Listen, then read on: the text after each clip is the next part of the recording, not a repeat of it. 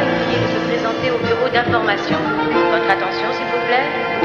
Mademoiselle Cassaba est priée de se présenter au bureau d'information. Poirot! Poirot! Hello! Ah, Poirot, bienvenue à Acapulco, mon cher. Qu'est-ce qui vous arrive? Vous vous prenez pour un autochtone ou il vous était promis plagiat? Eh bien, vous connaissez l'expression « qui vient à Rome doit savoir se conduire aux Romains ». Poirot. Oui. Au fait, c'est vrai que vous allez écrire vos mémoires? Oui, c'est hélas vrai. On m'a fait une proposition, je n'ai pas pu refuser. Mais j'avoue que je ne suis pas très rassuré par l'idée qu'Hercule Poirot va enfin, après tant d'années, tout révéler. Enfin, presque tout, à ses admirateurs. C'est votre voiture? Oui, elle a de l'allure, vous ne trouvez pas? Vous êtes sûr que c'est bien une voiture qu'on vous a vendue, pas une batterie de cuisine? Quelque chose pour laver le linge. Vous avez trouvé un titre pour votre livre? Je n'ai même pas commencé à l'écrire. Je sais, mais vous connaissant, je suis sûr que vous avez déjà songé à une foule de très bons titres. Ben, mon éditeur m'a proposé de l'appeler Ma vie de crime par Hercule Poirot. Ma vie de crime, mais c'est une excellente idée. C'est même très bien trouvé. Ce qui ne serait pas mal non plus, je crois, c'est Ma vie criminelle. À propos, j'espère que vous n'avez pas l'intention de parler de cette ridicule aventure en Normandie. Vous savez, avec cette énorme bonne femme... Ah, vous voulez dire cette énorme bonne femme qu'on a rencontrée en Normandie, hein? Et franchement, je ne vois pas ce que ça a de drôle. Et je ne veux pas que ma famille ait à rougir de moi.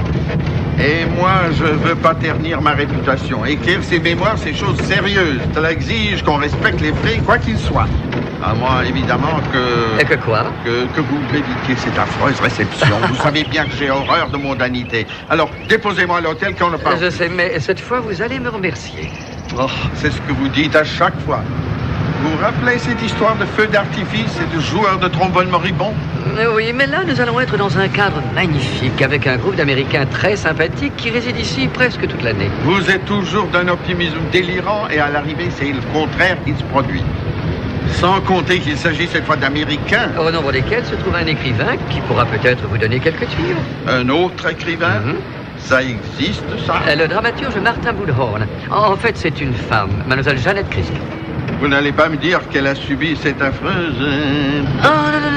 Non, ce n'est pas du tout ce que je voulais dire. Ça n'a même rien à voir. Elle écrit sous un pseudonyme masculin, c'est tout. En d'autres termes, elle a ce qu'on appelle un nom de plume. À part ça, le maître de maison s'appelle Charles Cartwright. Charles Cartwright, vous savez, l'acteur américain. Mais si, c'est l'inspecteur dans Que seul l'amour nous sépare. Et c'est lui qui jouait le commandant dans Atlantic Nord, hein. C'est dans ce film qu'il marchait en boitant. Il boit? D'ailleurs, ce rôle lui allait comme un gant. Même sa façon de boiter était révélatrice. Ensuite, il y a elle, qu'on appelle Poussin, et sa mère. Poussin? Sa mère serait une poule? Dites donc, vous ne pourriez pas faire attention? Hastings, vous n'êtes pas blessé? Non, ça va. Ça va très bien, je vous assure. Oh, est-ce que je peux vous présenter Hercule Poirot et Jennifer Eastman? Enchantée. Mademoiselle. Vous pouvez m'appeler Egg ou Poussin si vous voulez. Poussin? On a chez Bébel. Vous dites? Ah, vous parlez de l'accident. Je suis désolée, je conduis vraiment trop vite. Vous allez au nid de Corneille? Nous y allons effectivement. Oh, dans ce cas, je vous dis à ce soir. Monsieur Poirot, je suis ravie d'avoir failli vous rentrer dedans.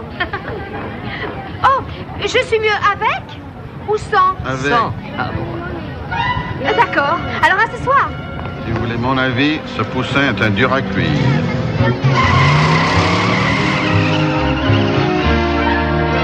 Je suppose que vous l'avez trouvé dans le nid de Corneille.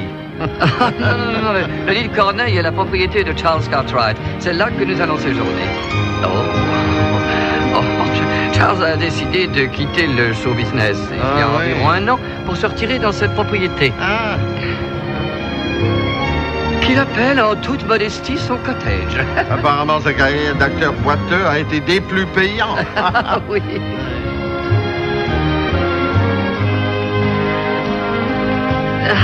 Bonjour, mademoiselle Milleray. Je vous présente Hercule Poirot. Mademoiselle Milleray, la secrétaire de Charles. L'assistante de Charles. Oui, bien sûr, excusez-moi. Mes hommages, madame. Mademoiselle, Miguel va vous montrer vos chambres. Ne faites pas attention, elle est un peu susceptible. Hein. C'est habla elle français? Tant pis, elle. Après vous.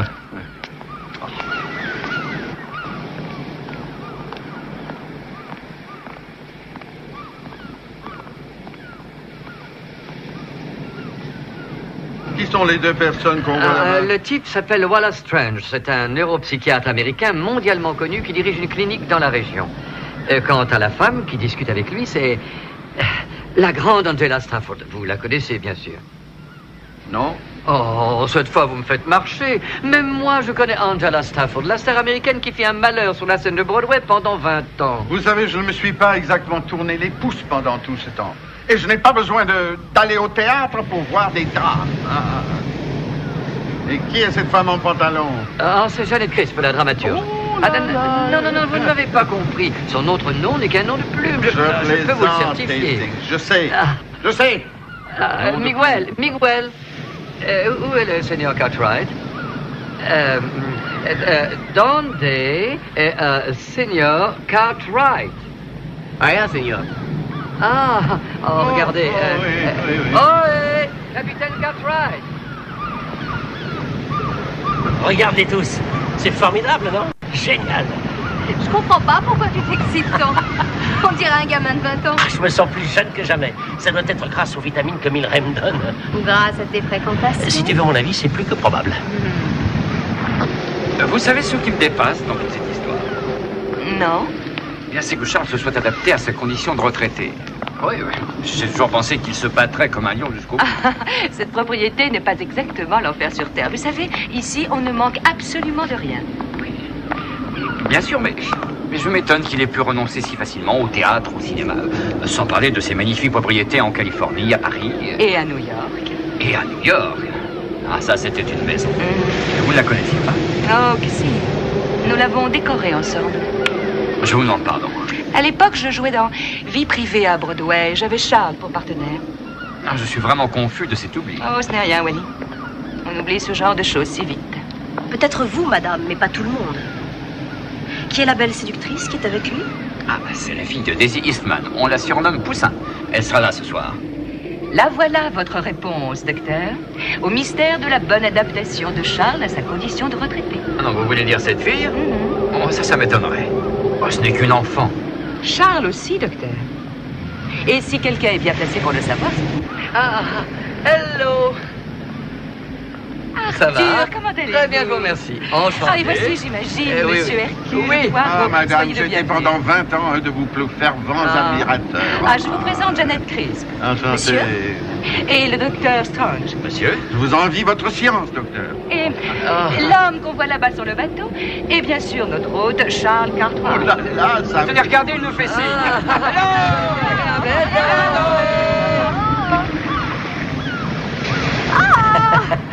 Ce garçon en gris, c'est Wally. Et la femme qui est à côté de lui, c'est Angela.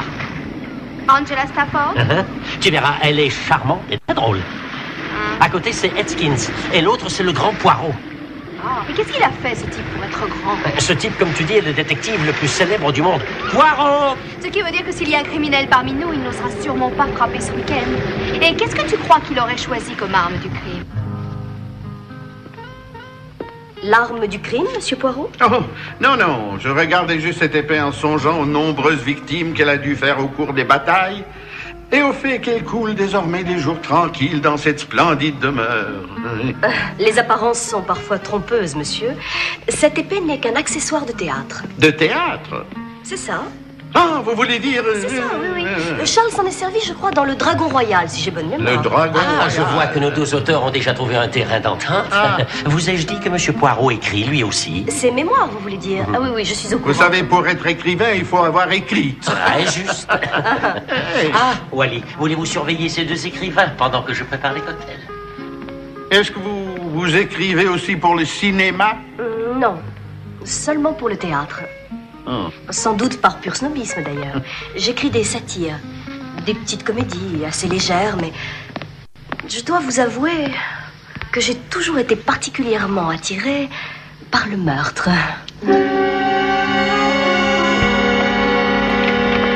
Enfin, vous voilà. Je voulais vous dire, la jeune Egg vient d'appeler à l'instant pour demander si elle pouvait venir avec quelqu'un. Elle vous a dit qui? Non, elle ne m'a rien dit.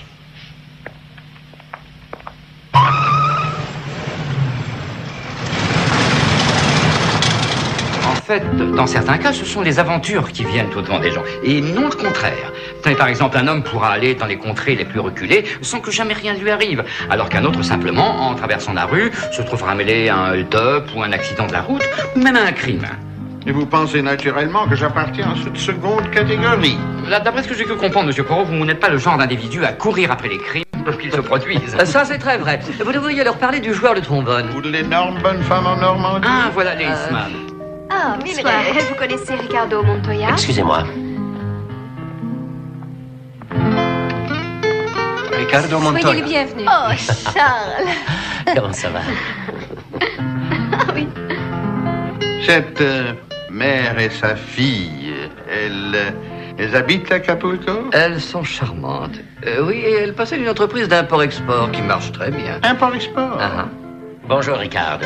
Comment va votre père? Très bien, merci. En ce moment, il est à Washington. Eh bien, vous lui transmettrez mes amitiés à l'occasion de l'entrée, je vous en prie. Merci. Voilà.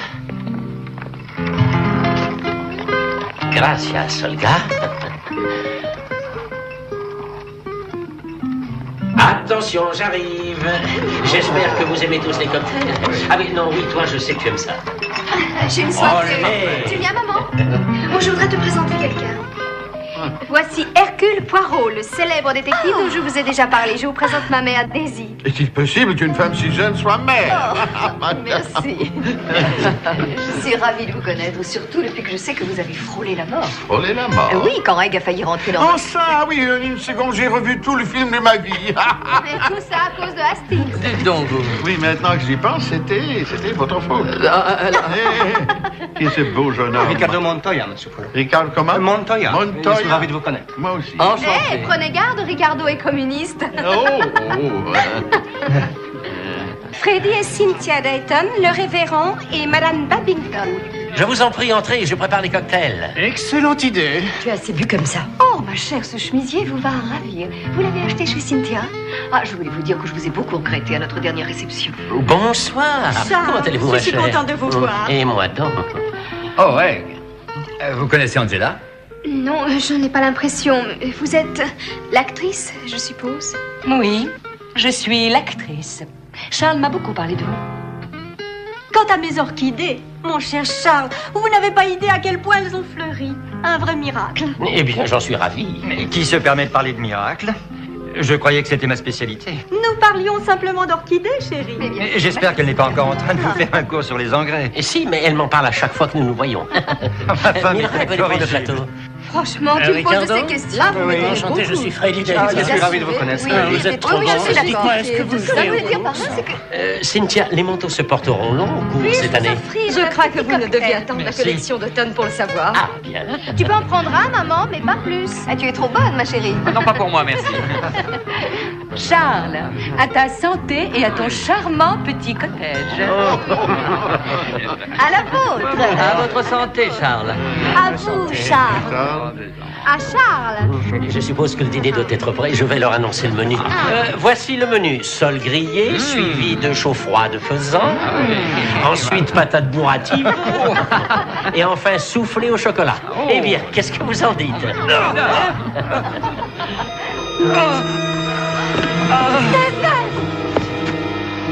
Non, ne le touchez pas, laissez-moi faire.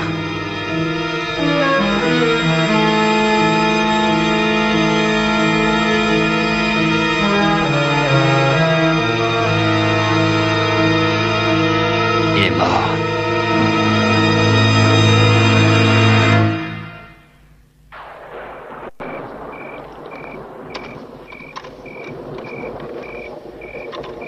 Je viendrai vous voir demain matin, d'accord? Je suis sincèrement désolé. Vous voulez bien la raccompagner? Oui, bien sûr. Allez, venez.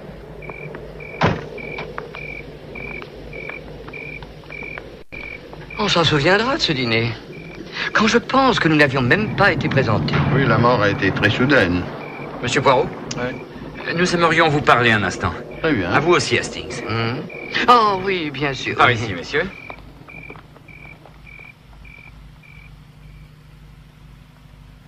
Entrez, je vous en prie.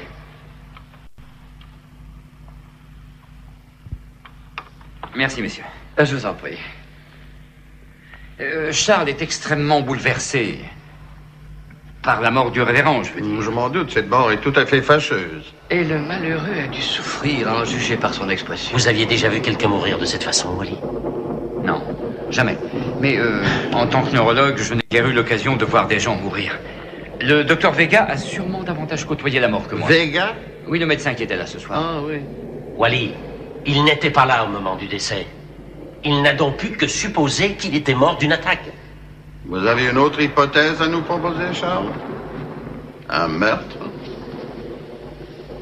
C'est une possibilité, non? Non. Et comment l'assassin s'y serait-il pris, selon vous, en versant quelques poisons invisibles dans son cocktail?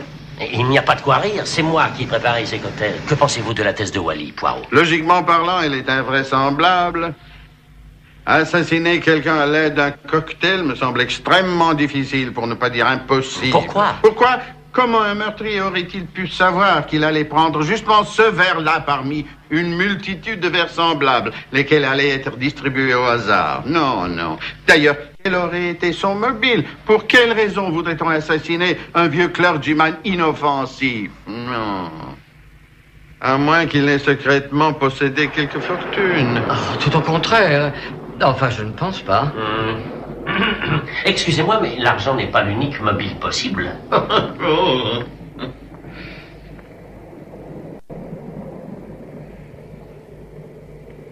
On pourrait faire analyser son verre. Ah, je crains qu'il ne soit un peu tard pour ça. Apparemment, mademoiselle Milray les a déjà tous fait laver. Elle les a tous fait laver, sauf celui-ci. Mais vous avez dit que ce n'était pas un meurtre. Oh, oui, excusez-moi. Mon sens logique me dit que ce n'en est pas un, mais mon intuition m'empêche d'en être tout à fait sûr. Charles sait sûrement de quoi je parle. Et je pense comme lui qu'il serait bon de faire analyser ce verre. Cela dit...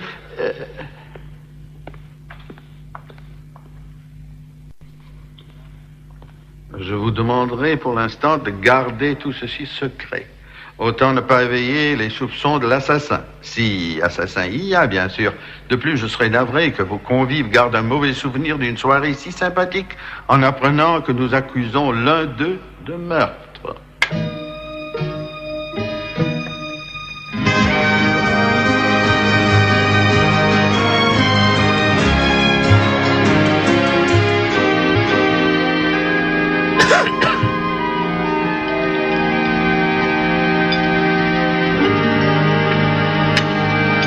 Que tu te sens bien?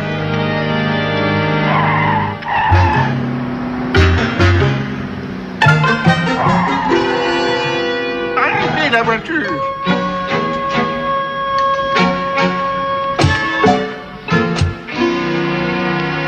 Ah, Poirot. Bonjour. Le secret a été éventé. Milray a dit à tout le monde qu'un verre avait disparu. Alors, cette analyse. Oui, on a trouvé quelque chose, monsieur. Y a-t-il ou non un assassin parmi nous? Non, rien de particulier. Le labo n'a rien trouvé dans le verre du révérend autre que du gin et du vermouth. Évidemment qu'il n'a rien trouvé. Cette hypothèse était absurde. Il est temps qu'on parte, tu ne crois pas? Miguel, charge à la voiture. Vous savez que l'idée de faire analyser ce verre était de moi. Oh, j'ai trouvé que c'était une idée géniale. Et moi, idiote. Et lequel d'entre nous était le meurtrier, d'après vous, monsieur Poirot? Il n'y a pas eu de meurtre. Mais enfin, que dit le rapport du médecin qui l'a examiné? Que le décès est dû à des causes naturelles, rien de plus. Vous comptez faire une autopsie? Ah, je t'en prie, Egg. J'espère que vous êtes fier de vous, Cartwright. C'est vous qui lui avez mis ces inepties dans la tête. Le meurtre était possible. Qu'est-ce que vous voulez dire? Que l'un de nous aurait pu tuer ce vieil homme? Non. Je ne suis pas d'accord. Moi non plus. Merci de votre hospitalité, Voilà. Charles. Je ne me suis pas ennuyée une seconde. Tu as raison. Ricardo, vous êtes prêt? Charles, merci. Ce fut un plaisir. Quand vous aurez un moment, passé le voir, D'accord. n'est-ce pas? Au revoir, Daisy. Egg. Adieu, Charles. Adieu, Egg.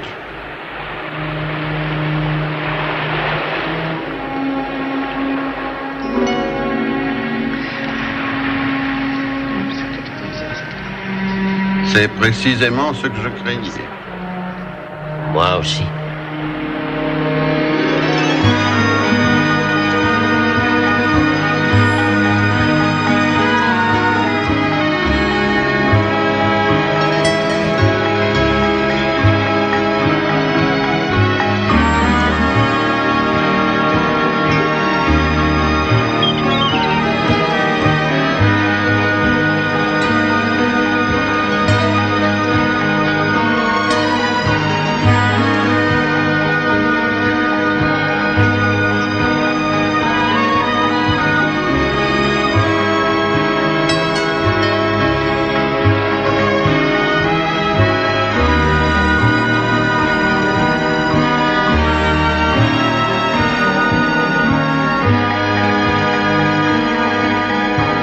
Poirot, excusez-moi, mais votre col est un peu relevé. Rangez-le Attendez, au je lieu vais de voilà. parler, merci. Mais je vous en prie. Eh bien, mes amis, vous êtes vraiment très élégants ce soir. Mais vous aussi. Ah, merci. Vous n'êtes pas avec nous? Non, je ne crois pas. En fait, je me prépare à faire une sortie honorable, comme on dit. C'est-à-dire? Que je pars, que je déménage, quoi. Qu'est-ce que tu dis? Tu déménages? Oui, je vais abandonner le bateau, comme prévu, et mettre cette maison en vente. En vente? Oui, je vais vendre. Je vais vendre cette propriété. Alors, si l'un de vous est intéressé, il n'a qu'à s'adresser à cette chère Milleray. Charles, tu ne crois pas cette décision un peu prématurée? Tu ne vas pas partir parce qu'un type est tombé raide mort dans ton salon. Mon départ n'a aucun rapport avec cette histoire. Et même s'il y en a un, je ne le connais pas. En fait, j'ai simplement envie de partir. D'arrêter les frais. Charles, où comptez-vous trouver refuge cette fois? Je ne vais trouver refuge nulle part. Je me casse, c'est tout. C'est mon droit, non? Bonsoir. Bonsoir.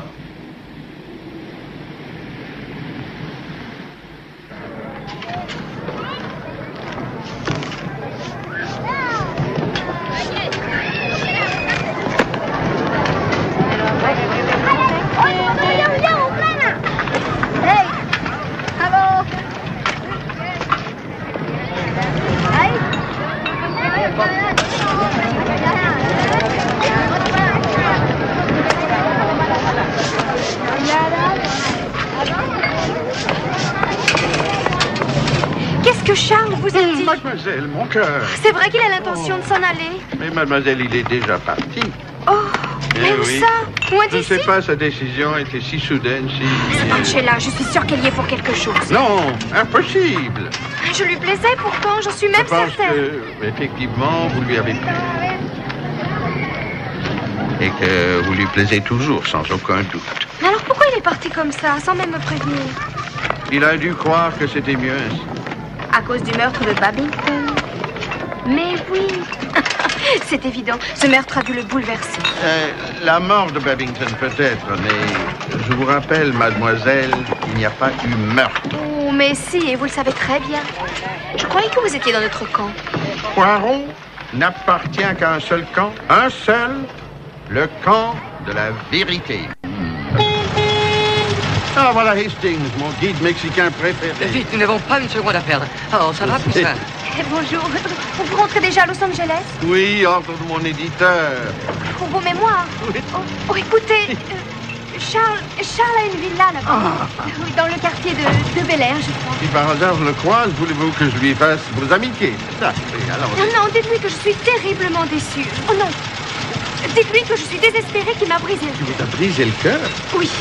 Alors, cœur brisé, ce sera bon. Cette fois, il faut y aller. Il me reviendra, je suis sûre.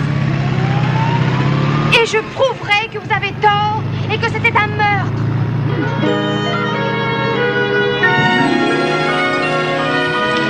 Los Angeles, 2 semaines plus tard.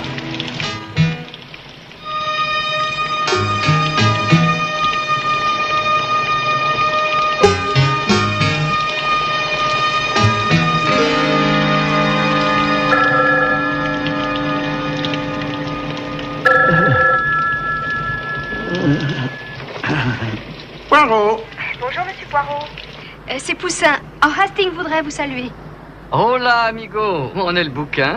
Le bouquin, vous dites à Hastings que j'écris tellement que j'en ai des crampes au poignet. Il écrit tellement qu'il a eu des crampes au poignet. Ravi de l'entendre. Au fait, vous n'auriez pas croisé Charles? Oh, vous savez, j'étais très occupé. Eh bien, si vous le voyez, vous lui direz qu'il se passe en ce moment des choses très curieuses ici. Et c'est pour ça que j'appelle. J'ai rencontré votre ami Hastings tout à l'heure et on s'est aperçu qu'on était tous les deux invités à un dîner ce soir par le Dr. Strange. Et apparemment les autres aussi. Vous voulez dire les invités de l'autre soir? Oui, tous les gens qui se trouvaient à la soirée de Charles. Les Dayton, Angela Stafford, Janet Clips, tout le monde, quoi, sauf vous et Charles, et peut-être Ricardo. Et le plus curieux dans toute cette histoire, c'est que Strange refuse de dire pourquoi il nous invite. Ce n'est pas pour dîner? Si, bien sûr. Mais quand je lui ai téléphoné, il s'est montré plutôt évasif. Et il a dit qu'il nous réservait une surprise. Il a même parlé d'une révélation. Vous allez peut-être voir un lutin surgir d'une pièce montée. Tout de même, vous ne trouvez pas cela un peu étrange? Non, je suis désolé, mais pas du tout. Eh bien, moi, si. Et je me demande s'il n'a pas découvert le mobile. Enfin, je veux dire le mobile du meurtre. Il ne peut pas y avoir de mobile puisqu'il n'y a jamais eu meurtre. À présent, vous voudriez bien m'excuser, mais j'ai un livre à écrire et je travaille si dur que je n'arrive même plus à fermer l'œil. C'est affreux. Avec ça, vous ferez mes amitiés à notre ami le plagiste mexicain. Allez, au revoir. Au revoir. Oh là là.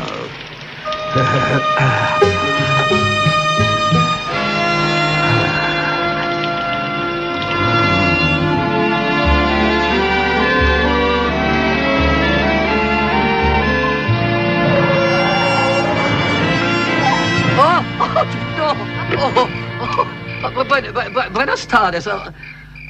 Oh, drôle d'endroit pour un dîner. Oh, ne commence pas, Egg. Et je t'en prie, abstiens-toi de jouer les détectives. Il n'y a rien de tel pour couper l'appétit que d'accuser quelqu'un poliment de meurtre. Ah, je suis d'autant plus d'accord qu'elle vient presque de m'assassiner. Ah, si fort.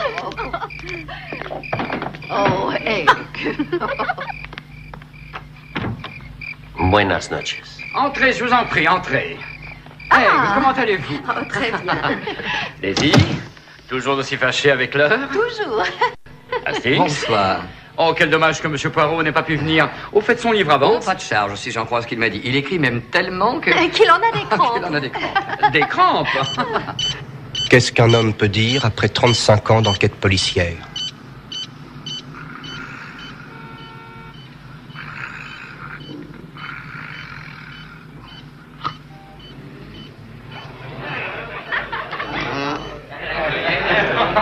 Merci.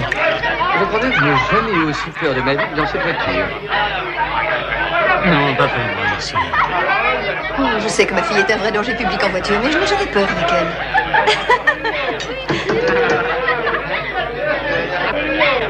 Non, merci.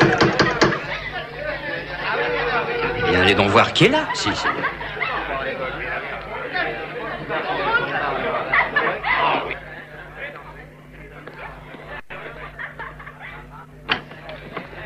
Si. Je suis Ricardo Montoya. Ah, si.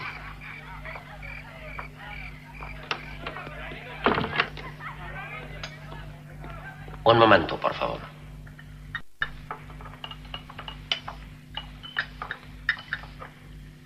Signor Ricardo Montoya. Montoya? Faites-le entrer. Si, signor. Ricardo, mais qu'est-ce qu'il vient faire ici? Et c'est vous qui l'avez invité? Non. Ah? Mais c'est vrai, je vous le jure. Mais non, On va je bien vous voir assure. qui dit. Bonjour tout le monde. Ricardo, quelle bonne surprise. Je vous demande pardon de cette intrusion, mais je viens d'avoir un accident à 2 pas Je d'ici. vous en prie, je serais très heureux de vous avoir parmi nous. Rosa, apporte une chaise pour M. Montoya. Je vous remercie. Un accident, mais Et qu'est-ce que vous qu'est-ce parlez? Oh, rien de bien grave. J'ai embouti le devant de ma voiture. Je n'arrive plus à la faire démarrer. Vous ne faisiez que passer par là, je suppose. C'est ça, je ne faisais que passer par là. Excusez-moi, mais la clinique appelle à propos de Madame Rusbridger. Madame Rusbridger. Ah oui, la prononciation était presque parfaite. Vous êtes un garçon sérieux et un maître d'hôtel remarquable. Ce n'est pas vrai, Rosa?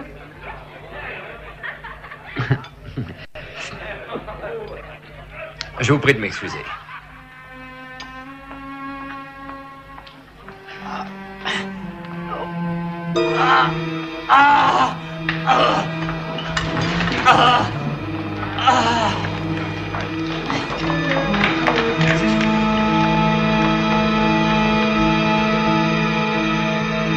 Il est mort.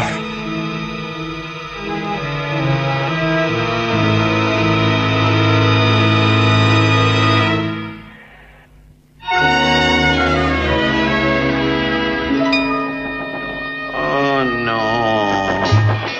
Ah, j'ai pourtant mis ne pas déranger. Ah, non, c'est vous. Vous n'êtes pas malade? Non. Pourquoi ne répondez-vous pas au téléphone? Je l'ai débranché pour pouvoir travailler. Mais j'ai cru que vous étiez mort. Désolé de vous avoir dérangé. Merci, merci beaucoup. Poirot, c'est affreux. Pourquoi pensiez-vous que Ça j'étais s'est mort? reproduit. Cette fois, c'est Wally. Wally est mort. On l'a assassiné? Mais je ne sais pas, moi. Quand je l'ai su, je me suis dépêché de venir ici. Poirot, on a besoin de vous là-bas. Il faut y retourner.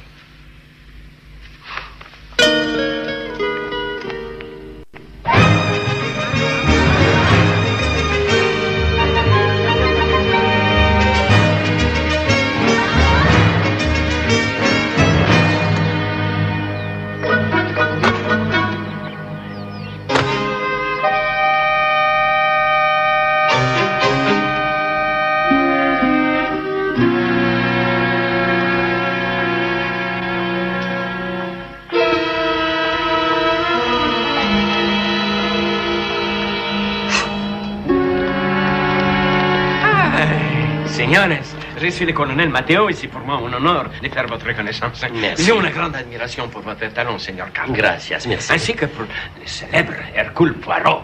Ce n'est pas la première fois que nous nous rencontrons, vous savez. L'affaire Managua, colonel. Ah, si. Quelle mémoire. À l'époque, je n'étais que caporal. Oui, mais comme Napoléon, un caporal tout à fait exceptionnel. Gracias. Et vous permettez que je vous fasse une... Je vous en prie. On vous a trouvé, ma femme et moi, magnifique dans Atlantic Nord. Vraiment extraordinaire. Gracias. Excellent. Bien aimable. On ne fait hélas plus des films comme ça. Non, vous avez raison. Et vous l'avez vu. Un film étonnant, d'une rare qualité. Si, et pour quand les prochains films? Oh, pas avant un bon moment. Dommage. J'en suis sincèrement navré. Oui, il n'y a pas de quoi. Et je le suis aussi de vous rencontrer dans de telles circonstances. C'est vrai, c'est affreux. Très Après, triste. vous étiez un ami de Dr. Strange. Oui, nous étions amis. De quoi est-il mort? Il a été empoisonné. Empoisonné? C'est pas de son... Comment dit-on? Son maître d'hôtel. Son maître d'hôtel? Mais c'est impossible. Roberto était à son service depuis des Non, années. non, non, Il pas avait- Roberto, non, il est en congé. Il s'agit d'un nouveau... Il nous a filé entre les doigts hier soir après que nous l'ayons interrogé. J'avais pourtant posté 3 de mes hommes autour de la maison. Est-ce qu'il savait que vous le soupçonniez? Et nous avons commencé à les soupçonner après l'interrogatoire. De toute évidence, c'est un maître d'hôtel très rusé. Il portait toujours des vents à cause des empreintes. Quel poison a été utilisé? Benzotyl, même à faible dose, il est mortel. On l'utilise comme insecticide sous les orchidées. Les orchidées? Ça me dit quelque chose, mais quoi? Puis-je vous demander de voir la chambre de cet homme? Comment non? Par ici, je vous prie. La signorita Strafford pense qu'il s'est échappé par un passage secret. Elle dit que c'est le docteur Strange qui, un jour, lui a parlé de ce passage. Il ne m'en avait jamais rien dit. Vous l'avez trouvé? Non, non, pas encore, non. Comment le poison a-t-il été administré? Ça, on ne sait pas. Il venait de boire du vin. Mais l'analyse de son verre n'a rien donné. Exactement le même scénario que pour Babington. Ah, Babington, si. J'ai entendu parler par cette femme qu'on appelle Egg. Oui. Oui. Mais ce doit être une coïncidence. Vous-même, vous avez conclu un mort naturel. Rien n'affirmait cette thèse.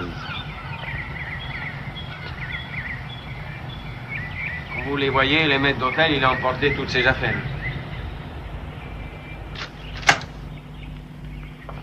Poussin. Oh, je suis si contente que tu sois Oui. là.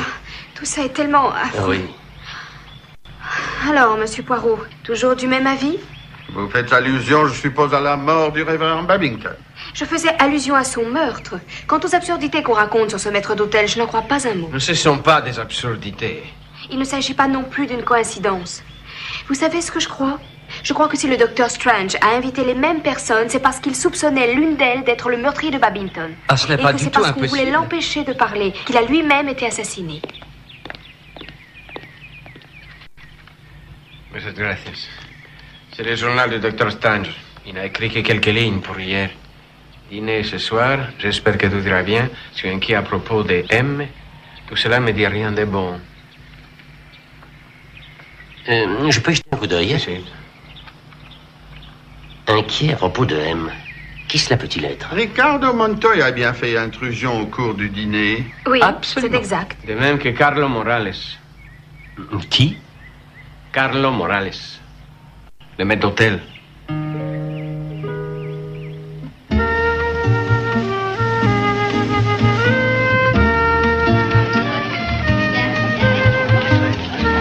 Je ne vois pas ce que je pourrais te dire d'autre. Tout s'est passé si rapidement. Mais comment était Wally? Est-ce qu'il avait l'air nerveux, préoccupé, d'humeur irritable, ou bien est-ce que... Oh non, non, rien de tout cela. En fait, il m'a paru d'excellente humeur, et à un moment, il a même plaisanté avec son maître d'hôtel, Carlos Morales. Wally plaisantait avec un domestique? Ah, c'est à peine vraisemblable. Quand exactement? Après que Carlos lui ait dit qu'on le demandait au téléphone, un appel de la clinique psychiatrique, au sujet de Madame Rushbridger. Madame Rush? Oui, je m'en souviens parce que Wally l'a taquiné à propos de sa prononciation. Après, il lui a dit « Vous êtes un maître d'hôtel remarquable », enfin, quelque chose comme ça. Curieux. Cette attitude ne lui ressemblait guère. C'est quel nom déjà? Madame Rushbridger, je crois. Rushbridger. On pourrait peut-être essayer de la voir. Ensemble? On forme une belle équipe à nous deux. Très juste.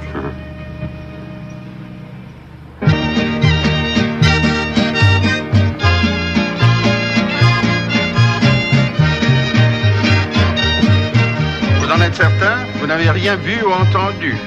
Mais non, puisque je viens de vous le dire. Oui, vous l'avez dit, mais ce monsieur affirme que son accident s'est produit ici, au pied même du lieu dit El Castillo. Et si je m'abuse, voilà El Castillo, non? Si. C'est arrivé un peu plus haut. Écoutez, tout ce que je sais, c'est que ce type a poussé la voiture jusqu'ici. Et il m'a dit qu'il avait eu un accident. Je suis allé voir et j'ai vu qu'un de ses phares s'était cassé. Il m'a demandé s'il pouvait laisser la voiture là et j'ai dit oui, c'est tout. Vous savez... venez. Écoutez, j'ai appris qu'il existait, comment dirais-je, une espèce de passage secret conduisant à El Castillo.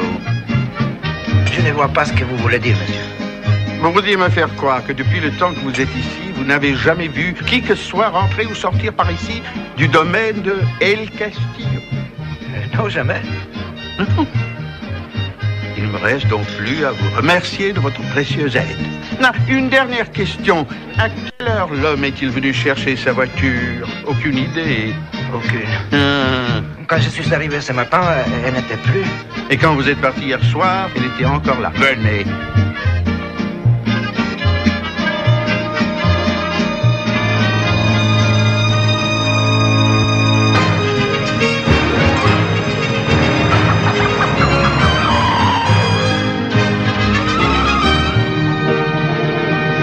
Si tu veux, je peux prendre le volant. Non, non, ça va. Je t'écoute, continue, tu me parlais d'une autre possibilité. Il se peut que je me trompe, mais l'appel à propos de Madame Rushbridger n'était peut-être en fait qu'une espèce de code. Après tout, Wally a fort bien pu engager quelqu'un pour percer le mystère de la mort de Babington, pendant que vous passiez tous le week-end à El Castillo. Tu peux dire quelqu'un pour fouiller chez les uns et les autres? Au moins chez le suspect numéro 1. Et si ce quelqu'un trouvait quelque chose, il devait appeler et, selon le message convenu, dire « Madame Rushbridger est arrivée ». Carlos lui transmet le message et Wally, fou de satisfaction d'avoir percé le mystère, hein, et très fier de lui, dit à Carlos Morales « Vous êtes un maître d'hôtel remarquable ». Qu'est-ce que tu en dis? Comment expliques-tu qu'il est disparu? Ah oui, pourquoi a-t-il disparu? Ah oui, je sais, parce qu'il a un casier et qu'il a peur. Non, je ne sais pas. Ce n'était qu'une hypothèse.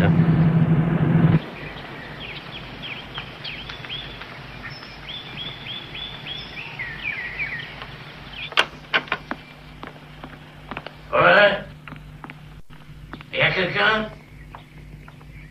Ah, ils sont tous à table, Seigneur. Comme je vous le disais. Et vous êtes sûr que le colonel Matteo, d'accord? Bien sûr, cela dit, merci de votre aide. Buenos tardes, Seigneur. Buenas tardes. Poirot, je suis désolé, mais je comprends mal pourquoi vous voulez voir la bibliothèque, puisque personne n'y est entré ce soir-là. À la seule exception peut-être de Morales. Ah oui. S'il a pu disparaître, c'est qu'il a trouvé une sortie. Ce n'est pas un magicien. Eh oui, mais pourquoi la bibliothèque? Ça y est, j'y suis. Le passage secret. Vous avez déjà vu un passage secret commencer ailleurs que dans une bibliothèque? Maintenant, vous m'y faites penser, je crois. Non, sûrement pas. On va d'abord s'attaquer à ce côté. Un coffre-fort est presque toujours derrière un tableau, alors qu'un passage se trouve presque toujours derrière un livre.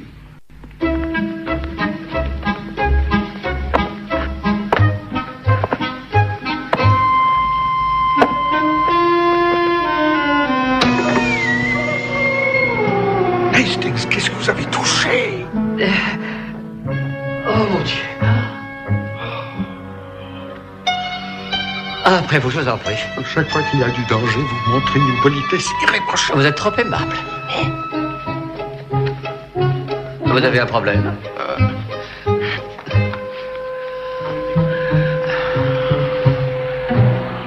Tiens, je me demande à quoi ça sert. Ça, imbécile. On est coincé. C'est affreux, je vois rien. Cet endroit est sinistre. Vous voyez quelque chose, vous?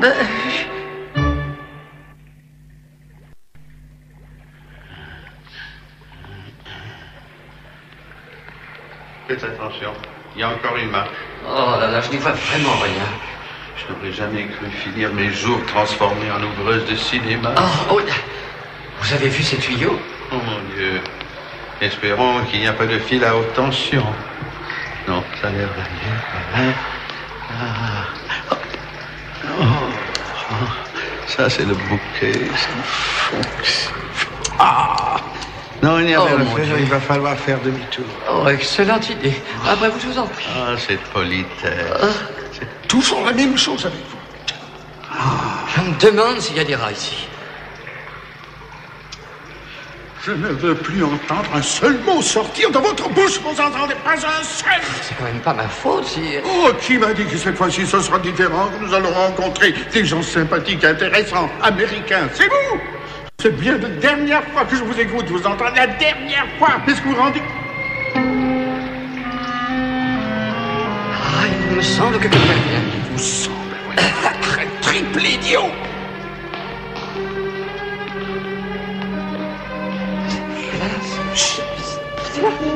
Taisez-vous.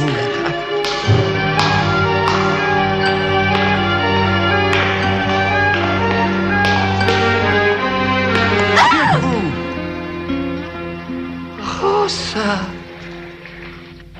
Est-ce Carlos Morales que vous apprêtiez à rejoindre? No. Y allé voir mi novio, mon fiancé. Votre fiancé? Oh, oui, il travaille juste à côté, au café. Oh, il ne sera pas un des garçons? Oh, non, il travaille au bar. Ah, je vois. Tenez, séchez vos larmes et cessez de pleurer. Voilà.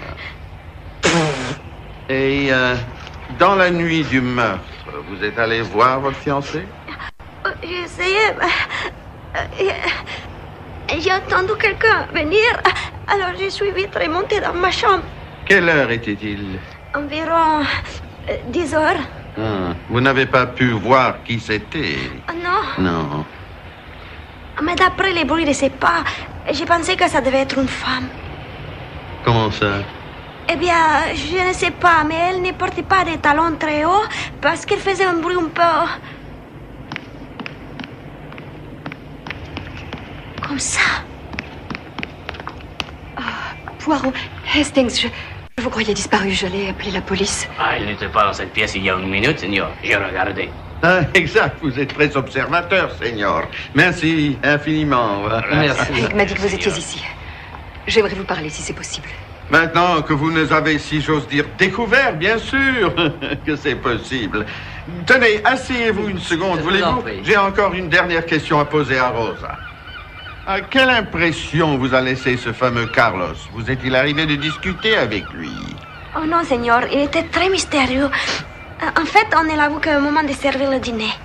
Ah, très bien, je vous remercie de votre précieux témoignage. Merci. Oh, tenez, prenez donc ça. Il fait très noir là-dedans.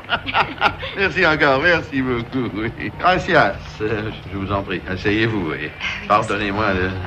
Alors... Monsieur Poirot, je suis désolée, je suis sans doute un peu sur les nerfs, mais je m'inquiète pour Poussin Egg à cause de cette histoire de meurtre. Elle ne voit dans tout ça qu'une occasion de s'amuser, de faire une escapade avec Charles. Et pour ne rien vous cacher, je suis très inquiète. À cause de l'escapade avec Charles ou à cause du meurtre? Mais du meurtre, bien sûr. Voyez-vous, Egg est quelqu'un de si impulsif que lorsqu'elle s'est mise une idée en tête, rien ne peut l'arrêter.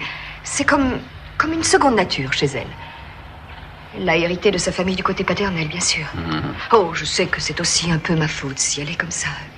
Bien sûr, j'essaie d'être ferme avec elle, mais pas plus tard que ce matin, avant que j'aie le temps de réagir, elle est sortie en disant qu'elle allait à la clinique voir cette Madame Rush quelque chose. Madame Rushbridge. Oui, c'est ça. Et en ce moment, elle est avec cette pauvre Madame Babington en train d'attendre les résultats de je ne sais quelle autopsie. L'autopsie du révérend, oui, je suis au courant, oui. Et vous ne savez pas ce qu'elle m'a dit juste avant de partir ce matin? Non. Et je vous assure qu'elle ne plaisantait pas. Elle m'a dit qu'elle avait l'intention de s'installer ici et d'attendre l'assassin. Parce qu'un assassin revient toujours sur le lieu de son crime. Est-ce que vous vous rendez compte? Vous a-t-il dit si c'était dans le but de lui offrir un petit apéritif? Oh, excusez-moi, je plaisantais, je suis désolé, je n'aurais pas dû dire ça. Seigneur Poirot, le téléphone pour vous. Ah, merci. Poirot. Ah bon?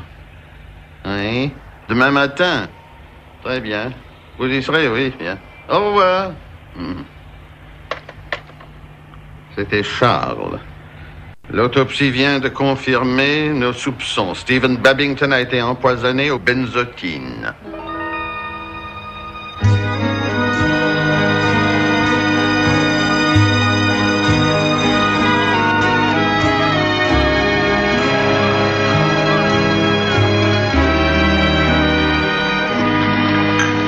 verres sont bien ceux qui ont servi l'autre soir, Miss Milray. C'est exact. Et vous êtes, mademoiselle, la dernière à avoir eu ces verres en main. Mais avant de cela, personne n'a pu verser du poison dans le verre de Babington. Non, personne. Sauf Madame Babington. Madame Babington? Mais ce que vous dites est affreux. Vous ne croyez tout de même pas que c'est elle qui a fait... Non, je réfléchissais tout haut. Si seulement le Docteur Strange avait pu être tué le premier, on pourrait faire quelques hypothèses. Pourquoi cela? Parce que nous pourrions trouver le mobile. Qui pourrait en vouloir à ce vieil homme? À point de le tuer, tandis qu'un médecin, c'est différent, à cause du secret professionnel, ou bien encore du pouvoir qu'il a de faire interner les gens, de les isoler, s'il estime qu'ils représentent un danger pour eux-mêmes ou pour la société. On pourrait ainsi trouver bien des raisons pour tuer un célèbre neurologue. De toute façon, Wally ne pouvait pas être la première victime. Oui, voulez-vous m'expliquer pourquoi exactement? Il ne buvait jamais de cocktail. Il en avait horreur. Il avait horreur de cocktail? Oh, quel sac de nœuds. Mais qu'est-ce que vous notez? Il n'y a rien à noter. Comment stupide. En tout cas, ce qui me paraît évident, c'est que ces crimes sont les deux versants d'un seul et même crime. Si on veut éclairer un versant, on doit d'abord éclairer l'autre. Et par conséquent, je ne sais pas. Je ne sais vraiment pas. Et maintenant, qu'est-ce qu'on fait? Je suis ouvert à toute suggestion, mademoiselle. On pourrait toujours se scinder en plusieurs groupes et s'interroger mutuellement sur un mode amical, bien sûr. À nous tous, on finirait peut-être par percer ce mystère.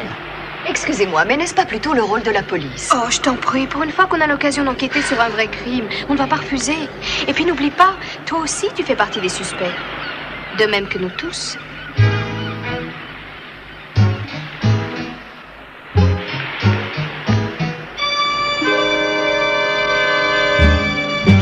Et pour être évidé pour moins que ça. Pourquoi? Vous n'avez rien fait que C'est justement pour ça que j'ai risqué la porte. Dites-moi, puisque vous êtes si certain que l'un de ces invités est l'assassin, pourquoi ne pas les rassembler, les interroger un par un? La seule chose dont je suis certain, mon ami, c'est que le meurtre de Babington n'a pas été commis de façon délibérée. Quant à convoquer tous les sujets, il sera toujours temps de le faire plus tard. Ah, buenos tardos, señorito. Voilà le colonel Matteo, je suis Hercule Poirot. Ah oui. On vous a téléphoné ce matin. Par ici, je vous prie.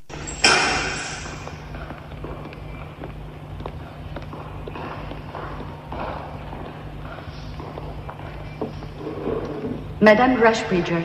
Merci.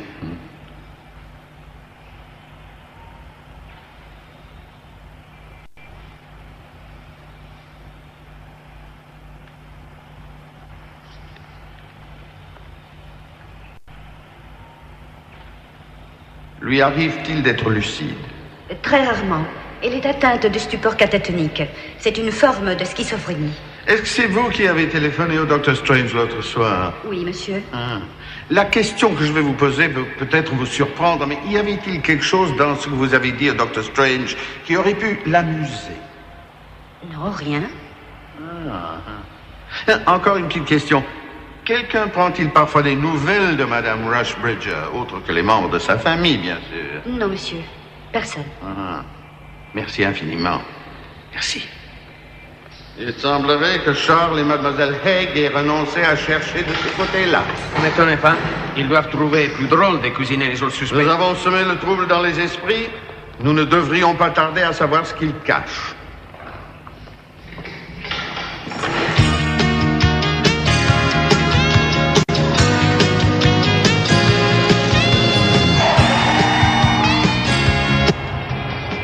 On y est, à vous de jouer. Quelle idiote je suis de vous avoir écouté. Oh, je t'en prie, c'est pas compliqué. Tu entres, tu lui dis que tu veux renouveler ta garde-robe, et ensuite, tu enchaînes sur Babington. C'est pour toi que je m'inquiète. Dayton n'a pas bonne réputation. Ne t'en fais donc pas, je vais le voir à son yacht club. Debout, allez. Courage. Ah bien, d'accord. Madame. Au fond, elle adore ce genre de situation. Peut-être. Dis-moi, tu es sûr que tu veux voir ce type? Si Freddy Dayton est, comme tu le dis, aussi porté sur les femmes que sur la bouteille, j'en fais mon affaire. Quant à toi, tâche de ne pas te laisser séduire par cette Angela Stafford.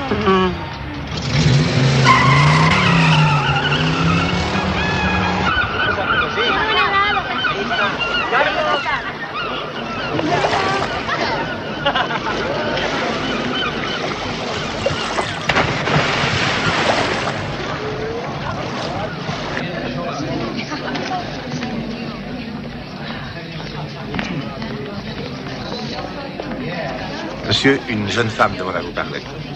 Une jeune femme? Alors il ne peut pas s'agir de ma ravissante épouse.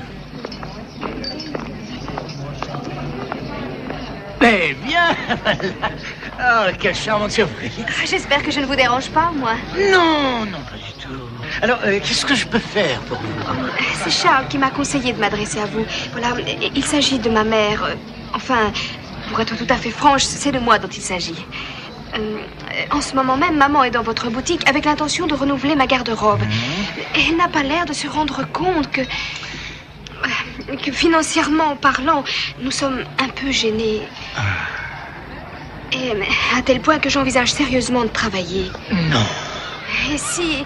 Et comme je me suis toujours beaucoup intéressée à la mode, j'ai pensé que... Bien sûr, avec plaisir. Plaisir. Et asseyez-vous. J'allais justement nous commander quelque chose. La coupe en est très simple, mais c'est un modèle très élégant, vous ne trouvez pas? Oui, c'est vrai, il est ravissant. Et Dieu sait qu'un peu de simplicité ne ferait pas de malheur. À propos, vous êtes au courant pour ce pauvre Babington? Des résultats de l'autopsie, je dis. Oui, je le sais. Vous le connaissez depuis longtemps, je crois. Non. Mais vous l'aviez déjà rencontré. Je crois même que c'est lui qui nous l'a dit. Non, je ne l'avais jamais vu de ma vie. Vous devez confondre avec quelqu'un d'autre. Ah! Pourtant, j'éprouve une certaine reconnaissance pour lui et le Dr Strange. Ah oui? Pourquoi? Mais parce que tant que l'enquête n'est pas terminée, j'ai autant de chance que les autres invités d'être l'assassin. Ce qui fait que je reçois constamment d'affreuses bonnes femmes qui viennent ici uniquement pour se donner des frissons. C'est idiot, non? Oui. Qu'un pasteur se fasse assassiner, c'est complètement invraisemblable. Mais un médecin, c'est tout à fait différent. Oui, effectivement. Pour commencer, ils ont trop de pouvoir. Boucler un type et le priver de tout. Et ils appellent ça une cure. Là, je suis pas prêt de la faire, leur saleté de cure. Et je me fiche de ce que ma femme pense. J'imagine qu'elle vous en parle assez souvent. Je donnerais cher pour savoir ce qu'ils font dans leur merveilleuse clinique psychiatrique. C'est justement ce qu'ils veulent. Vous voulez dire Strange et votre femme? Et d'autres. Tous ceux qui m'espionnent comme celle qui a une tête de lapin. Celle qui écrit des pièces.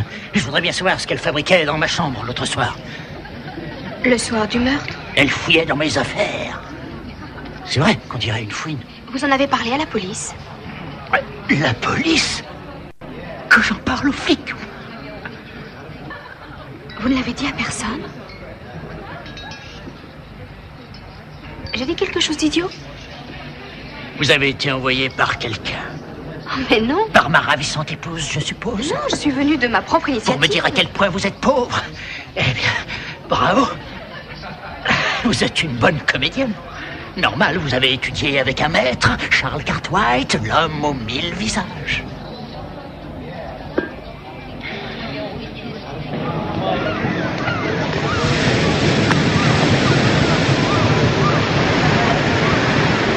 Si je comprends bien, tu es même allé jusqu'à dresser la liste de tous les suspects? Charles, tu ne crois pas que tu prends ça trop au sérieux? C'est important pour moi. Wally était notre ami. En y réfléchissant, tu n'as pas remarqué quelque chose d'anormal? Rien dont je n'ai déjà parlé à la police. Même en ce qui concerne ce Carlos Morales? Je l'ai à peine remarqué. Pour moi, c'est le genre de type qui se fond dans le décor, si tu vois ce que je veux dire. Par contre, je dois dire que ce Montoya a fait une entrée plus que remarquée. Je ne sais pas s'il l'a fait exprès, mais en tout cas, ça a très bien marché. Excusez-moi, madame, mais quelqu'un demande à vous voir. Ah, mademoiselle Crisp, ravie de vous voir. Charles, bonjour. Mes hommages. Ah, on est en train de préparer la première de Trafic à double sens en ce moment. Tu connais la pièce? Oui, bien sûr. On va se produire devant toutes les grosses têtes du consulat. Ça promet d'être drôle, Tout à non? fait. Je ne vous dérange pas, j'espère. Mais on a voilà l'air d'être l'idée. dérangé. Charles est venu ici pour jouer les détectives. C'est sa manière à lui de faire d'une pierre deux corps. Non, je veux dire deux coups. Quel lapsus monstrueux. À propos, un peu de café? Charles, veux-tu servir Jeannette? Mais bien sûr. Merci. J'étais en train de lui parler de cette tragique soirée à El Castillo. Mais à ce propos, vous n'avez rien remarqué? À quel sujet? Au sujet du meurtre. Je ne vois pas, non? Oh, je vous en prie, pas de cachotterie avec nous. Quelque chose me dit qu'elle est en train de nous mijoter une petite pièce où on va tous se reconnaître. Allez, dites-nous tout. Vous avez bien une petite révélation à nous faire? Je vous demande pardon. Au fond, vous n'en vouliez pas de ce café, c'est ça? Oh, je t'en prie, Charles, tu n'es pas drôle du tout. Cette affaire nous a rendus tous nerveux. C'est une chose qui aurait pu arriver à n'importe qui. Ça va? Oui, ça va. Merci. D'ailleurs, je crois qu'il serait bien que chacun expose tout ce qu'il sait au grand jour. Je veux dire, il faudrait que tout le monde se retrouve et qu'on en discute avec cet Hercule Poirot. Apparemment, il a eu la même idée. Je viens juste de le voir. Et alors? Il a vu l'affiche pour la pièce. Il a décidé qu'on fêterait l'événement à son hôtel cet après-midi. Tout le monde est invité.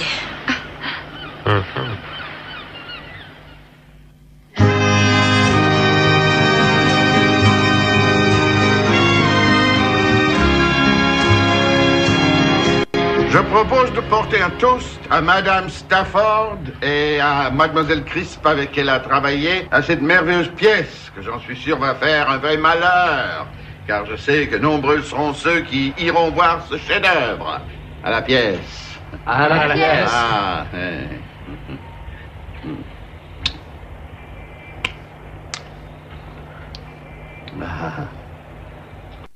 Pourquoi ne buvez-vous pas? Écoutez, nous venons de boire et nous ne sommes pas morts, que je sache. Je ne crois pas, non. Bien sûr que non. Ces verres ne contiennent rien d'autre que quelques bulles et du jus de raisin. C'est tout.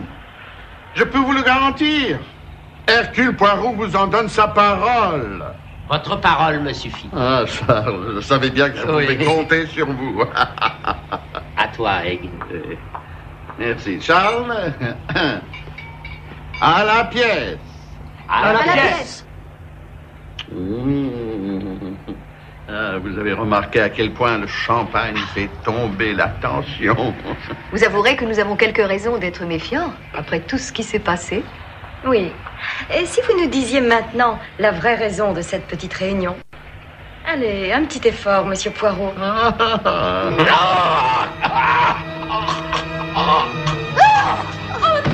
Charles! Charles! Charles! Charles! Non! Pas vous! Assassin! C'est vous qui l'avez tué! Elle a raison. C'est moi qui ai tué Charles Cartwright. Mais soyez sans crainte, j'ai appris lors d'un séjour en Extrême-Orient à tuer, mais aussi à ramener un homme aussitôt à la vie. Vous avez joué votre rôle à la perfection, Charles. À présent, levez-vous qu'on vous applaudisse. Charles.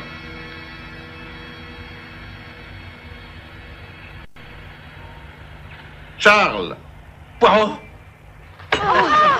Vous êtes un drôle de numéro. Ben ça c'est malin. Tu devrais avoir honte.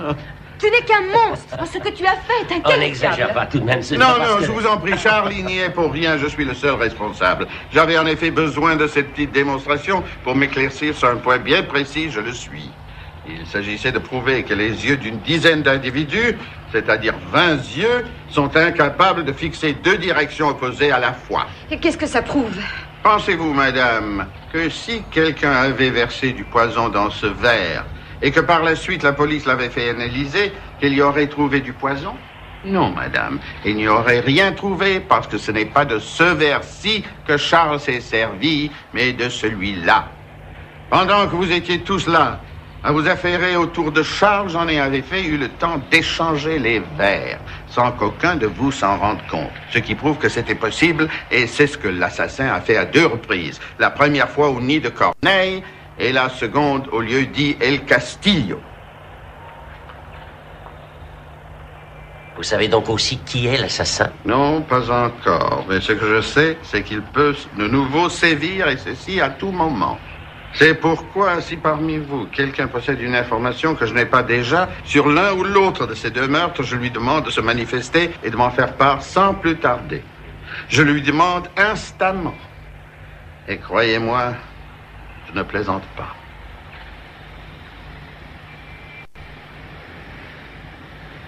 Non? Excusez-moi. Merci bien. Qu'est-ce que c'est? Un télégramme pour vous. Oh. Excusez-moi.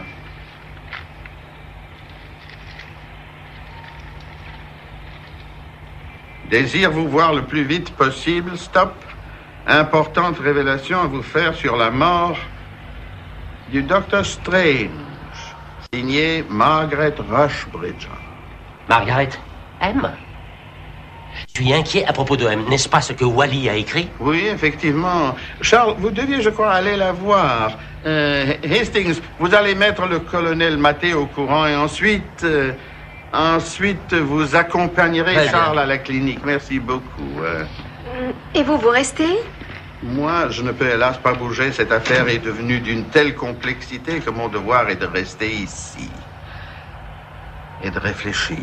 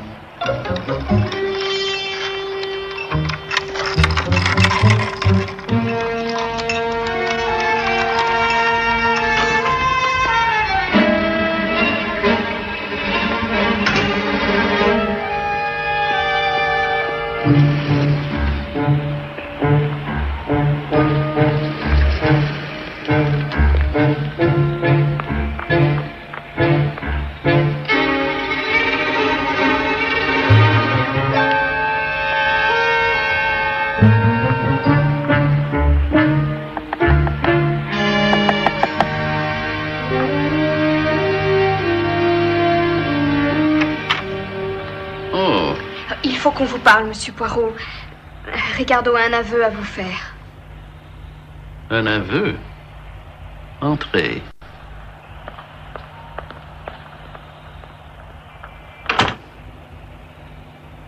Alors, de quel genre d'aveu s'agit-il exactement?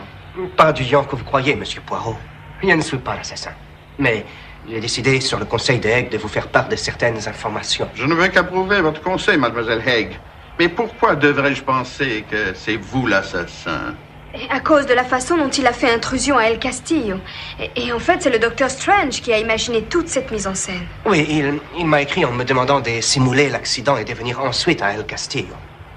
Il a dit qu'il préférait ne pas me dire pourquoi par écrit, mais qu'il s'expliquerait plus tard. Et bien sûr, il vous a jamais rien expliqué. Non, puisqu'il est mort avant. Il est mort, évidemment. Vous avez conservé la lettre? Non. Il m'a demandé de la détruire. Oh, il vous a demandé de... Ce n'est pas tout. Continue, Ricardo. L'autre soir, après que le colonel Matteo m'ait interrogé, il devait être 10 heures. Oui. En allant prendre mon par-dessus, j'ai rencontré mademoiselle Crisp. Elle cherchait son châle, son écharpe, je ne sais plus. Oui. Enfin, bref, j'allais enfiler mon par-dessus quand quelque chose est tombé d'une des poches. Et qu'est-ce qui est tombé d'une poche? En fait, je ne l'ai pas moi-même vu tomber. Mais qu'est-ce que c'était? Elle l'a ramassé et ensuite elle me l'a tendu. Et il s'agissait d'une coupure de Yonal, un article sur l'effet mortel du benzotine. À mon avis, c'est elle qui l'a glissé dans sa poche. D'ailleurs, rappelez-vous, Freddy Dayton aussi l'a vu rôder à travers la maison ce soir-là. Je vous parie que c'est elle l'assassin. Mais pour quelle raison aurait-elle assassiné le révérend Babington? Elle le voyait pour la première fois. Quant à Strange, elle ne le connaissait pas davantage. Non. Mais c'est peut-être une malade qui en veut aux hommes. Qu'elle soit intelligente n'implique pas qu'elle soit équilibrée. Je vous en prie. Au contraire, non? Oh, excusez-moi. Poirot. Attends, pas si vite, Hastings. Quoi? Oh là là. Oui, non. Un vieil... Oui, je vois. Et quoi d'autre? Bien entendu. Eh bien, tout à l'heure. Merci de m'avoir prévenu. Au revoir.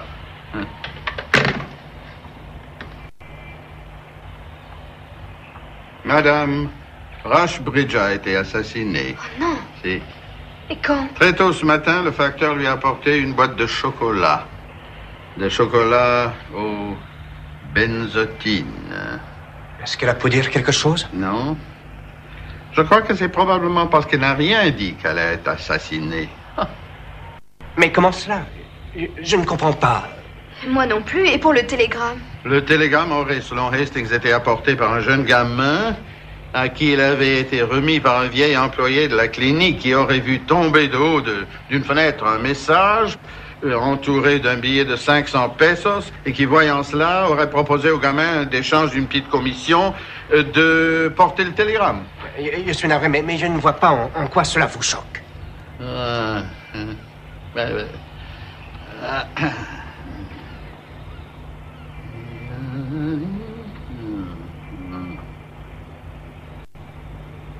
C'est une habitude chez vous de jouer au sept familles quand vous êtes sur une affaire délicate?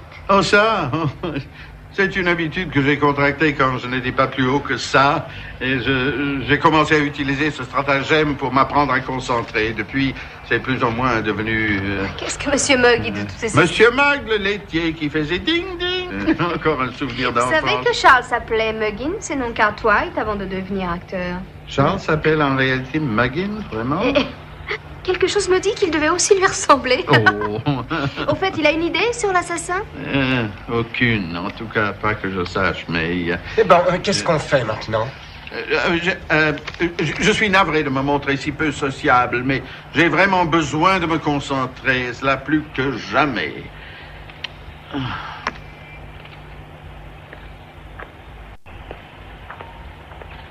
Croyez-vous qu'il soit raisonnable d'aller voir la pièce demain soir? Hein? Mais oui, trafic à double sens, on est invité à la Générale. Où est ton invité? À la Générale. À la Générale. Ah, et bien sûr, c'est l'évidence même. La Générale.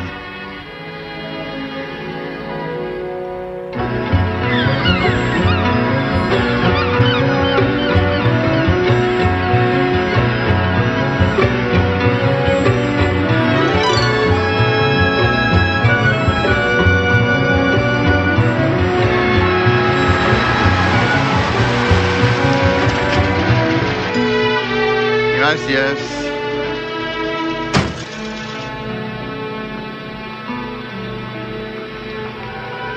Ah, mademoiselle Milray, comment allez-vous? Je suis navrée, mais Charles...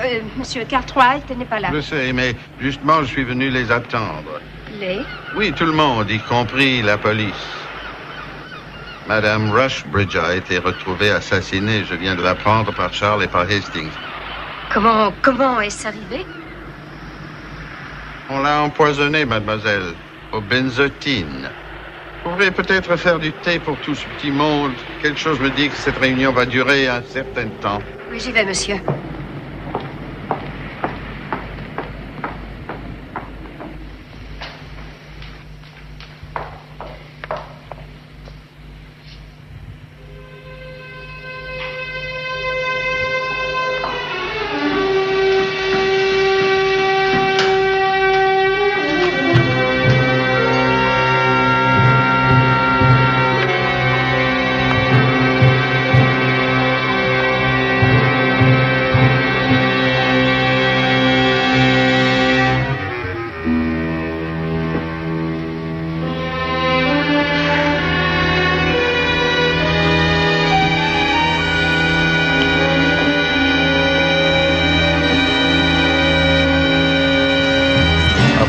Je ne ferai pas, mademoiselle, car il s'agit là d'une pièce à conviction.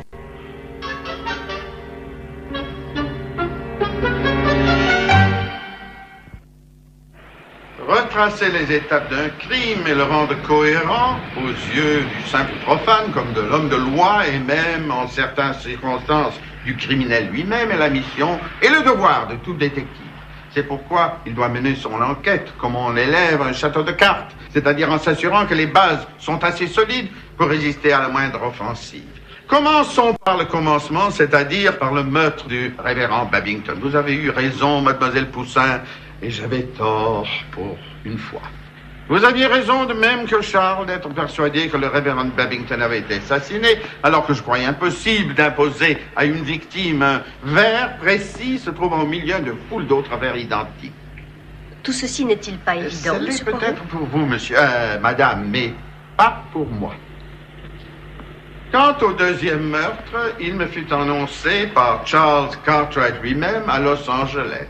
Et la première idée qui me vint fut qu'il constituait l'autre phase d'un seul et même crime. Mais Sachant que je me demandais alors qui avait matériellement eu la possibilité d'assassiner le révérend Babington, je songeais qu'à mademoiselle Milray, ainsi qu'à Charles Cartwright. Mais aucun des deux n'était présent lors du second meurtre. De plus, le suspect numéro 1 de ce second meurtre était Carlos Morales, qui, semble-t-il, a disparu comme par enchantement. Il reste qu'un des invités a attiré sur lui plus qu'une attention naturelle. Je veux parler de Seigneur Montoya. D'autre part, quand nous avons été présentés par mademoiselle Poussin, elle vous a qualifié de communiste. Elle l'a dit en riant, et j'ai souri, mais tandis que je levais les yeux, je surpris un échange de regards franchement hostile entre vous, monsieur le révérend Babington. Nous n'avions pas les mêmes opinions, monsieur. Principalement sur le Nicaragua. On avait eu une discussion un peu vive, mais sans plus.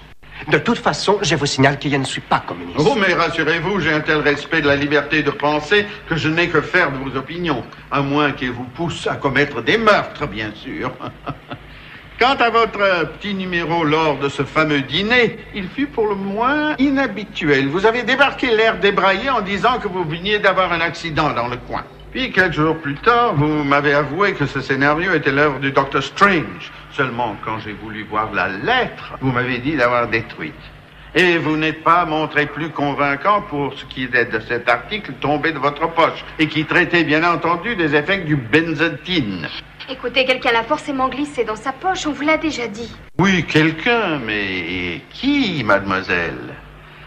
Mademoiselle Chris pourrait peut-être nous éclaircir sur ce point, à moins qu'elle juge tout cela trop évident. En effet, je suis assez d'accord avec vous, mademoiselle Poussin. Apparemment, tout ce que Montoya a pu dire ou faire semble un peu trop commode pour être convaincant. Pourtant, je dirais que plus une histoire me paraît farfelue, plus je suis enclin à la croire vraie. Sans compter qu'un criminel vraiment intelligent aurait compris que seule une personne présente lors des deux meurtres pouvait être soupçonnée. Voyons donc qui n'était pas présent lors du second meurtre. Pour commencer, je citerai bien sûr mademoiselle Milray ainsi que madame Babington. Charles est le dernier de la liste, mais non le moindre, moi-même. Il reste que parmi les gens nommés, l'un d'eux pouvait paraître absent, tout en étant présent. Et c'est ici qu'intervient le mystérieux maître d'hôtel, monsieur Carlos Morales. Un maître d'hôtel bien étrange, puisque c'est à peine quelques minutes avant le début du repas qu'il se présente pour servir. La pièce est faiblement éclairée par des bougies. Le maître d'hôtel, souffrant vraisemblablement d'arthrite, marche le dos fortement courbé. Et si Rosa se montre un peu intriguée par son comportement, elle est encore bien davantage lorsqu'il répond au téléphone et revient avec un message pour le Dr. Strange. Un message qui n'a rien d'amusant. L'appel venait de l'infirmière chargée de s'occuper de Madame Rushbridge à la clinique psychiatrique. Il n'y a rien d'amusant et pourtant, le Dr. Strange étouffe un rire, se met à taquiner le maître d'hôtel. Vous êtes un garçon sérieux, un maître d'hôtel remarquable. Allez voir, on pourrait croire qu'il existait entre eux une espèce de complicité. Et en effet, cette complicité existait bel et bien. La raison de cette complicité était que le moment venu, le maître d'hôtel devait disparaître, ce qui était d'autant plus facile qu'il n'existait pas. C'était là, mademoiselle Poussin, la nature de la surprise annoncée par le Dr. Strange. Au signal donné, le maître d'hôtel devait se redresser, retirer son déguisement, et là, dans toute sa gloire, devait apparaître... Charles Cartwright? L'homme aux 1000 visages. Je vous remercie infiniment, Poirot, mais vous faites erreur. J'ai renoncé à ce genre d'emploi. Je me suis retiré, personne n'aurait été dupe. Vous croyez que je suis dupe maintenant? Je n'en sais rien et d'ailleurs je m'en balance. Comment osez-vous prétendre tout savoir de ce qui s'est passé alors que vous n'étiez pas là? Un célèbre critique avait pour l'habitude de s'en aller après le premier acte, ce qui ne l'a jamais empêché d'écrire son article. Mais la ressemblance s'arrête là. Je suis revenu à l'acte 3 pour m'assurer que ma thèse était inattaquable. Vous permettez que je contre-attaque? Bien sûr. Voulez-vous me dire ce qui se serait passé si on avait démasqué Morales beaucoup plus tôt que prévu? Oh, votre prestation a été saluée par de nombreux applaudissements, comme d'habitude, et par un éclat de rire général. Puis on vous aurait invité à vous joindre aux autres convives. Cela dit, Charles, votre orgueil et votre travail suffisent pour un acteur de votre classe à prévenir toute tentative de démasquage. Et le Dr Strange le savait. Et s'il arrive, c'est parce qu'il se réjouissait d'avance de la stupeur générale que vous allez provoquer. Malheureusement, c'est lui qui va être pris de court le premier, en absorbant une dose létale de benzotine. La suite n'est pour vous qu'un jeu d'enfant, comme elle l'avait été lors du meurtre de Babington. Vous échangez les verres ainsi que j'en ai fait la démonstration à l'occasion de mon cocktail. Puis, après avoir répondu à un bref interrogatoire du colonel Matteo, vous faites vos bagages, vous disparaissez pour toujours dans le passage secret de la bibliothèque. Et la lettre du docteur Strange à Ricardo? C'est vrai, vous n'en avez pas parlé. Croyez-vous qu'elle soit aussi l'œuvre de Carlos Morales?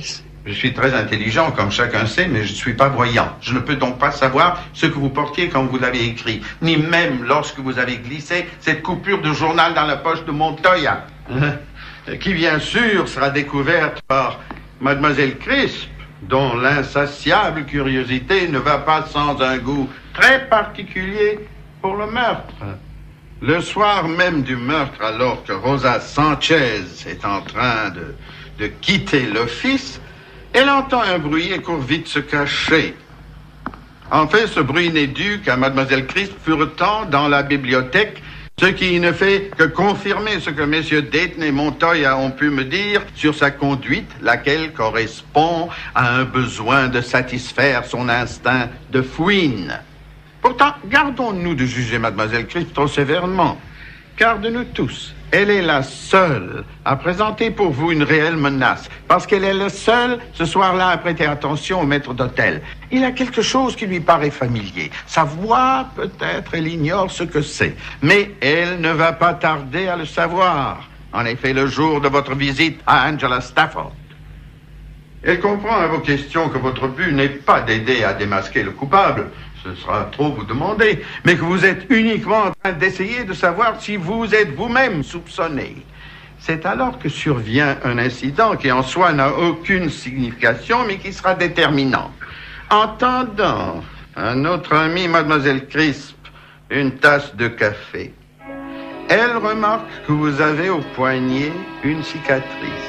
Une cicatrice exactement semblable à celle qu'elle avait déjà remarquée sur le poignet de Carlos Morales. Ce qui prouve, Charles, qu'un déguisement n'est jamais totalement infaillible. Elle est venue se confier à moi après votre brillante prestation pendant mon cocktail, car elle était terrifiée à l'idée qu'elle pourrait être la prochaine victime. Je veux un procès en bonne et due forme.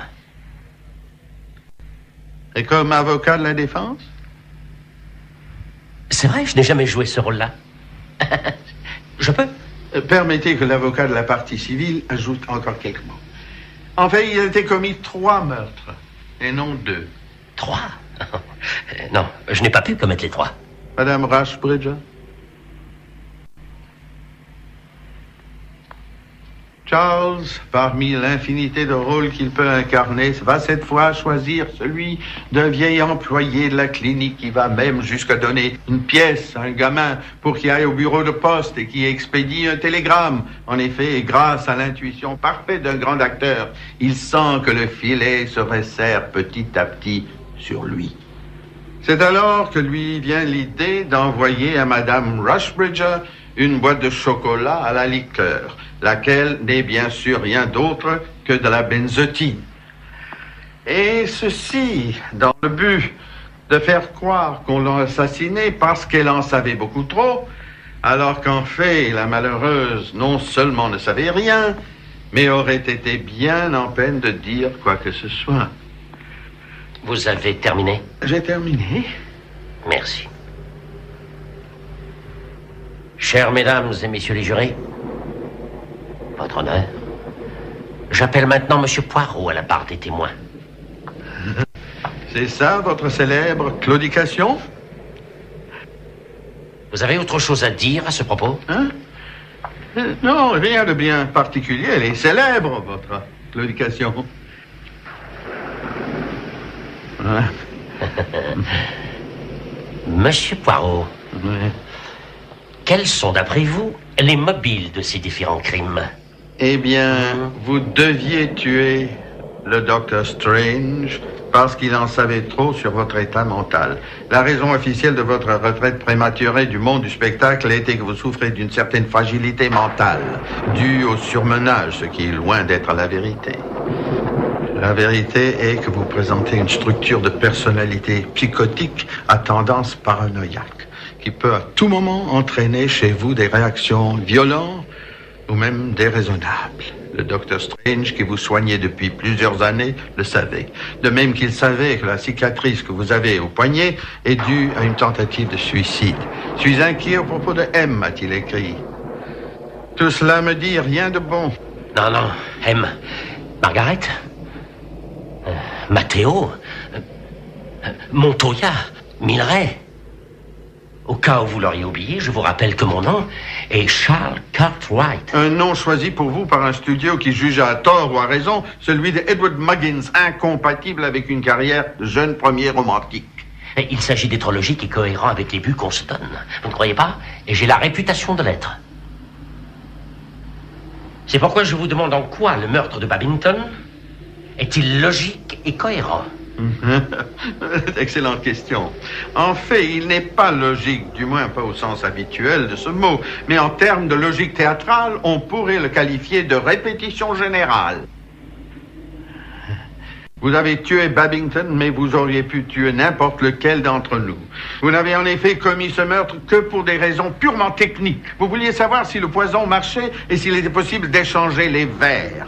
Et ce fut possible. Ce meurtre vous a donc servi de général à la première, c'est-à-dire au meurtre nécessaire du Dr Strange. Et si je dis nécessaire, c'est parce qu'il était le seul à pouvoir vous faire mettre à l'écart. Mais c'est monstrueux! Nous allons voir à quel point c'est monstrueux.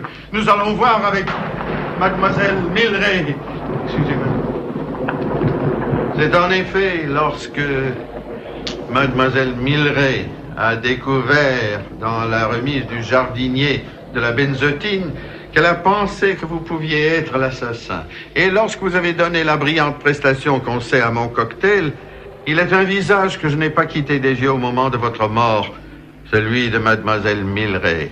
Il refléta d'abord une grande émotion à laquelle succéda bientôt un profond désespoir. Était en effet déchiré entre son amour pour vous et son horreur de ce que vous aviez fait. J'ajouterai que lorsqu'elle s'est rendue à la remise, je l'ai suivie, et là, elle a tenté de faire disparaître l'arme du crime, mais hélas, elle n'y a pas réussi. Le poison est maintenant entre les mains de la police, ainsi que votre passeport qui indique clairement l'heure à laquelle vous êtes arrivé ici afin d'assassiner le Dr Strange, et que vous êtes reparti pour Los Angeles pour le premier avion afin de m'annoncer la nouvelle d'une voix cassée par la douleur.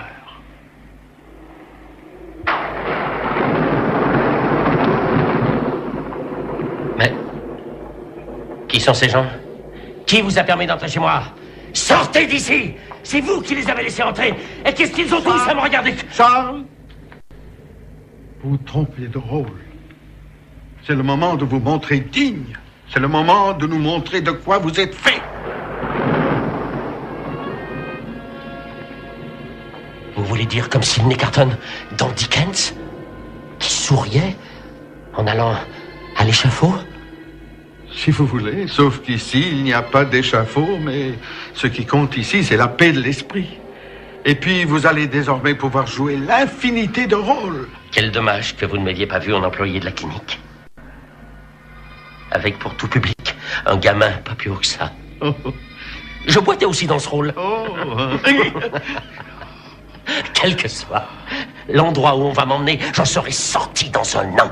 Je vais leur offrir la plus belle performance de ma vie dans cet asile. Je vais être équilibré, rationnel et par-dessus tout, cohérent. Voilà qui est parfait. Si vous croyez que je vais me débattre, vous vous trompez. Vous pouvez ranger votre camisole et remballer toutes vos seringues. Rien de tout cela ne sera utile.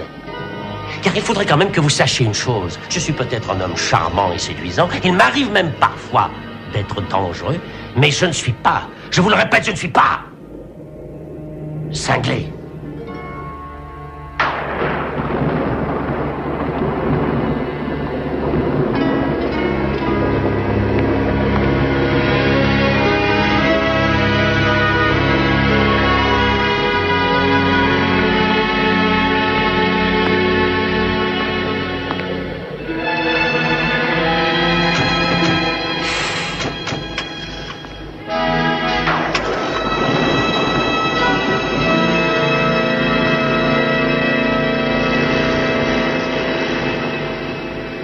Je me suis conduite comme une petite sotte. Non, mademoiselle, comme quelqu'un de jeune. Les jeunes sont souvent fascinés par les plus vieux. Et ceux-ci le sont souvent par les plus jeunes. Ce n'est pas votre avis, camarade Montoya? Je vous en prie, monsieur Poirot. Je ne suis même pas socialiste, je vous assure. Ce que vous êtes ne regarde personne. Je te demande pardon pour ma conduite, Ricardo. Moi aussi, Poussin. Je tiens à vous féliciter, monsieur Poirot. Votre récapitulation était éblouissante et très impressionnante. Cette affaire devrait, je pense, conclure admirablement vos mémoires. Mes mémoires? Oh, j'avais totalement oublié cette histoire de bouquin. Et si on l'écrivait ensemble? Ah, je vous demande pardon? À notre époque, tout va si vite. Tantôt, je vois un mort tomber d'un placard, la minute après, un autre surgir d'un lac. À bout du compte, je n'ai plus une seconde à moi. J'ai donc besoin d'une collaboratrice qui soit dotée d'un instinct de fuite. Eh bien, qu'est-ce que vous en dites? Ah, je trouve que c'est une excellente idée. Vous êtes sérieux? Je n'ai jamais été plus sérieux. Mais j'y pense, Poirot. Qu'est-ce qui se passe encore? Je viens de me rendre compte que... Quoi? Que lorsqu'on a bu nos cocktails le premier soir, Oui. J'aurais pu mourir. J'ai une idée encore plus affreuse. Laquelle? Ça a pu être moi.